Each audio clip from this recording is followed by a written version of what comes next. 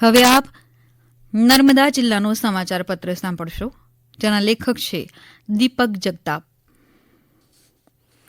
નર્મદા જિલ્લાના ખેડૂતોને ખેડૂતલક્ષી યોજનાઓ અને પ્રાકૃતિક કૃષિ અંગે માહિતગાર અને માર્ગદર્શિત કરવા માટે ગુજરાત પ્રાકૃતિક કૃષિ વિકાસ બોર્ડ અને ખેતીવાડી વિભાગ નર્મદાના સંયુક્ત ઉપક્રમે દેડિયાપાડા તાલુકાના આદર્શ નિવાસી શાળાના પટાંગણમાં ભરૂચ સાંસદ મનસુખભાઈ વસાવાની વિશેષ ઉપસ્થિતિમાં ભવ્ય પ્રાકૃતિક કૃષિ પરિસંવાદ યોજાયો હતો. આ પ્રસંગે સાંસદ મનસુખભાઈ વસાવાએ જણાવ્યું કે આજે પ્રાકૃતિક ખેતી એ સમયની માંગ છે. પ્રાકૃતિક ખેતીથી જમીનની ફળદ્રુપતા જળવાઈ રહેશે. વધુમાં ઓછી મહેનતે વધુ ઉત્પાદન મેળવવા માટે આત્મા પ્રોજેક્ટ અને કૃષિ વૈજ્ઞાનિકો ખેડૂતોને સમયાંતરે તાલીમ અને માર્ગદર્શન પૂરું પાડી રહ્યા છે. કાર્યક્રમમાં તાલુકા કક્ષાની ઉપલબ્ધિ હાંસલ કરનાર શ્રેષ્ઠ ખેડૂતોને પ્રમાણપત્ર આપી સન્માનિત કરવામાં આવ્યા હતા. એકતાનગરના સહકાર ભવન ખાતે બેન્કિંગ ક્ષેત્રમાં આવેલા બદલાવ અંગે યોજાયેલી રાષ્ટ્રીય કક્ષાની 2 દિવસીય પરિષદ કોઓપરેટિવ બેન્કના ચેરમેન અજયભાઈ પટેલની અધ્યક્ષતામાં યોજાઈ ગઈ. આ પરિષદનો મુખ્ય ઉદ્દેશ્ય બેન્કિંગ સેક્ટરમાં આવેલા સુધારાઓ, પડકારો, કોઓપરેટિવ બેન્ક ઓફ ઇન્ડિયાની ભૂમિકા તેમજ સહકારી ક્ષેત્ર સાથે એક સ્પર્ધા સાથે આગળ વધી શકાય તે છે. મહાશિવરાત્રી પર્વ નજીક આવી રહ્યું છે, ત્યારે નર્મદા જિલ્લાના આદિવાસીઓની કુળદેવી પાંડોરી માતા ઉર્ફે દેવમોગરા માતાના મંદિરે મહાશિવરાત્રીએ આદિવાસીઓનો ભવ્ય મેળો ભરાય છે. આદિવાસીઓના આસ્થાના પ્રતિકરૂપે આ મંદિરે લાખોની સંખ્યામાં ગુજરાત, મહારાષ્ટ્ર, મધ્યપ્રદેશમાંથી શ્રદ્ધાળુઓ દર્શન કરવા માટે આવે છે અને પોતાની બાધા માનતા પૂરી કરે છે. નર્મદા જિલ્લાના આદિવાસી વિસ્તારમાં જેટલા પણ દેવમોગરા, દેવઘાટ જેવા આદિવાસી ધાર્મિક સ્થળો હોય એની સફાઈ દર વર્ષે કરવામાં આવે છે.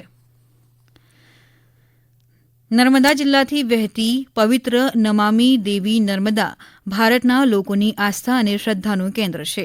મધ્યપ્રદેશથી ગુજરાત સુધીની નર્મદા નદીની પરિક્રમાનું પણ લોકોમાં અનેરું ધાર્મિક મહત્વ રહેલું છે. નર્મદા નદી તેના ઉદ્ગમ સ્થાનથી ખંભાતના અખાત સુધી પશ્ચિમથી પૂર્વ દિશા તરફ વહે છે, પરંતુ ગુજરાતમાં નર્મદા જિલ્લાના રામપુરા ગામથી શહેરાવ સુધીના વિસ્તારમાં તેનો પ્રવાહ દક્ષિણથી ઉત્તર દિશા તરફનો છે. આ તરફ નદીનું પ્રયાણ હિન્દુ માન્યતા મુજબ મોક્ષ આપનારું પરિબળ હોય. રાજ્યમાં વર્ષ 2008થી દર વર્ષે ફાગણ વદ અમાસથી ચૈત્ર વદ અમાસ સુધી લોકો દ્વારા ઉત્તરવાહિની નર્મદા પરિક્રમાની શરૂઆત થતી હોય છે અને લાખો શ્રદ્ધાળુઓ મા નર્મદાની પરિક્રમા કરે છે.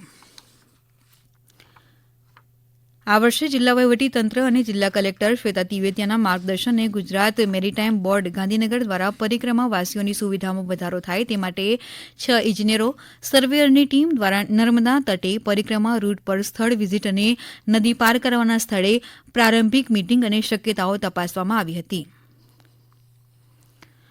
ગુજરાત સાહિત્ય અકાદમી અને નર્મદા સાહિત્ય સંગમના સંયુક્ત ઉપક્રમે નર્મદા સાહિત્ય સંગમના પ્રમુખ દીપક જગતાપના સંચાલન હેઠળ રાજપીપળાની રત્નસિંહજી મહિડા કોમર્સ કોલેજ અને જિલ્લા શિક્ષણ તાલીમ ભવન ખાતે વિશ્વ માતૃભાષા દિવસ નિમિત્તે માતૃભાષા મહોત્સવની ભવ્ય ઉજવણી કરાઈ હતી.